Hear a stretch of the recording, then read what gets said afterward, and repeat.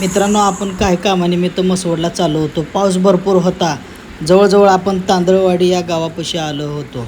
इथे एक रोडच्या कडेला विहीर दिसली आणि विहिरीला साईडनं लावलेले बॅरिकेड दिसले. आपण गाडी थांबवली आणि तिथं बघितलं तर काय, हीच ती विहीर होती.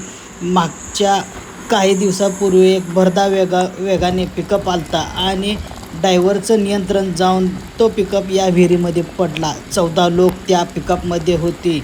7 लोकांचा ह्या विहिरीमध्ये जीव गेला. अक्षरशः लहान चिमुकल्याचा सुद्धा यात समावेश होता.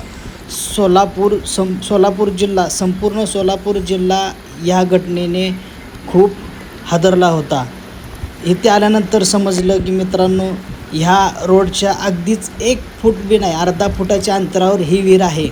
ही विहीर बुजवण्याचे आदेश द्यायला पाहिजे होते. तर शासनाने काय केलं, अगदी निकृष्ट दर्जाचे हे डिवायडर किंवा आपण ह्याला बॅरिकेडसुद्धा म्हणतो, हे या विहिरीला लावलेले आहेत. ते काय बॅरिकेड टिकणे अशक्य आहे, का तर हा मोठा हायवे आहे आणि या हायवेला भरधाव वेगाने वाहने असतात.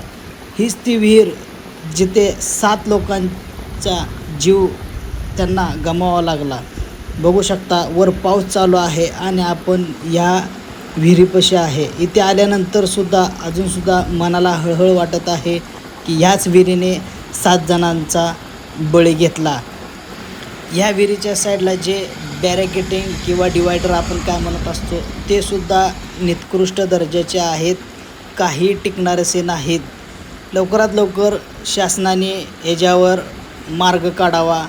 शक्यतो ही विहीर आणि असेच प्रत्येक हायवेच्या लगत असणारे विहीर बुजवण्याचे आदेश द्यावेत शासनाने. अशा जीवघेणे विहिरी बुजवाव्यात, ही आपल्या व्हिडिओच्या माध्यमातून विनंती आहे. आपण सध्याला उभा आहे जिथे 7 जणांचा जीव गेला, ह्या विहिरीपाशी आपण उभा आहे. समोर पाहू शकता, ही बॅरिकेटिंगचे जुने तुकडे आहेत आणि समोर अशा प्रकारे बॅरिकेटिंग लावलेले आहेत.